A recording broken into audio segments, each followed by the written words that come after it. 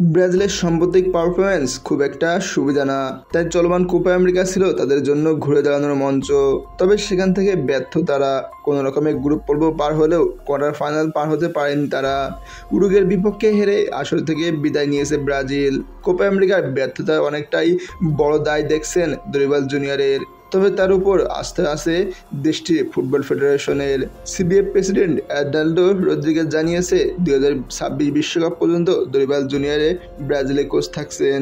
ESPN ব্রাজিলকে Rodriguez বলেন, আগামী 2 মাসের মধ্যে আমাদের বিশ্বকাপ বাছাই পর্বে খেলা আছে, তাই পরিকল্পনা হচ্ছে দরিবালকে দিয়ে চালিয়ে যাওয়ার।